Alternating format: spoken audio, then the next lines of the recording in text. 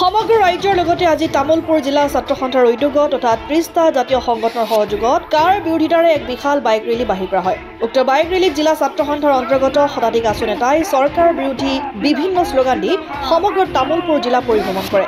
Bike ৰেলীত অংশগ্ৰহণ কৰা প্ৰতিবাদী আছু নেতাসকলে অসম চুক্তি ৰূপায়ণ কৰক, কা আমি নামানো, আমি অসমীয়াই কা নেমানো, উই অপ'জ কা, সদৌ অসম ছাত্ৰ সন্থা জিন্দাবাদ, তামুলপুৰ জিলা ছাত্ৰ সন্থা জিন্দাবাদ, বিজেপি চৰকাৰ হাই হাই, বিজেপি চৰকাৰ মুৰ্দাবাদ, গৃহমন্ত্ৰী হুঁচিয়াৰ, মুখ্যমন্ত্ৰী হুঁচিয়াৰ আদি শ্লোগান দি তামুলপুৰৰ আকাশ বতাহ কঁপাই তোলে। অসম আদিত্য, তামুলপুৰ।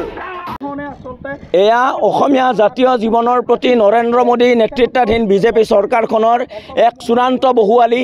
যি সময়ত তেওঁলোকে সংসদৰ মজিয়াত কৈছিল যে ৬ নম্বৰ দফাৰ প্ৰতিবেদন আমি দাড়িকমাসহ কাৰ্যকৰী কৰিম, কিন্তু এতিয়ালৈ ৬ নম্বৰ দফাৰ প্ৰতিবেদন কোনো কাৰণতে কাৰ্যকৰী কৰাৰ কোনো ব্যৱস্থা লোৱা নাই। সেই সময়ত তেওঁলোকে ব্যৱস্থা লোৱাৰ পৰিৱৰ্তে তেওঁলোকে কাৰ নিয়মাৱলী প্ৰস্তুতৰ যোজা কৰিছে।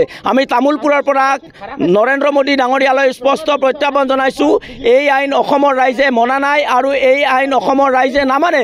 তেওঁলোকে অসমৰ ৰাইজৰ সুৰক্ষিত ভৱিষ্যতৰ কথা কৈ চৰকাৰ দখল কৰিছিল, তেওঁলোকে কেন্দ্ৰত চৰকাৰ দখল কৰিছিল, ৰাজ্যত চৰকাৰ দখল কৰিছিল, কিন্তু কেন্দ্ৰত চৰকাৰ দখল কৰি, ৰাজ্যত চৰকাৰ দখল কৰি অসমীয়া জাতীয় জীৱন ধ্বংস কৰি অসমৰ কৃষ্টি সংস্কৃতি সভ্যতাৰ প্ৰতি ভাবুকিয়না এখন জঘন্য কলা আইন তেওঁলোকে বলবৎ কৰাৰ পৃষ্ঠপোষকতা কৰিছে।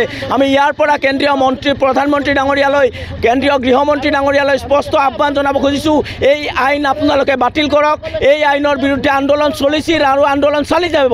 সদৌ অসম ছাত্ৰ সন্থাৰ এটা দীঘলীয়া ইতিহাস আছে। সদৌ অসম ছাত্ৰ সন্থাই অহিংস পন্থাৰে গণতান্ত্ৰিকভাৱে যেতিয়াই অসমৰ ৰাইজৰ দুৰ্যোগ আহে, যেতিয়াই অসমৰ ৰাইজে বিপদত পৰে, তেতিয়াই সদৌ অসম ছাত্ৰ সন্থাই আন্দোলন কৰিছে। এই আন্দোলন অধিক প্ৰবল হ'ব আৰু যেতিয়ালৈ কা আইনখন সম্পূৰ্ণৰূপে বাতিল নকৰে, তেওঁলোকে সংখ্যাৰ জোৰত কা আইন গৃহীত কৰিছে।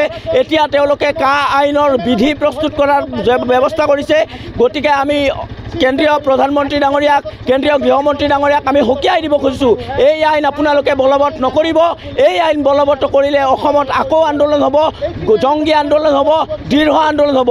অসমৰ ৰাইজে গণতান্ত্ৰিকভাৱে অহিংস পন্থাৰে এই আন্দোলন চলি যাব আৰু সদৌ অসম ছাত্ৰ সন্থাই এই আন্দোলনৰ নেতৃত্ব লৈ অসমৰ ৰাইজৰ অভিভাৱকত্বত অসমৰ সুৰক্ষিত ভৱিষ্যতৰ ক্ষেত্ৰত অনাগত দিনতো মাত মাতি যাব। অসম আদিত্য, তামুলপুৰ।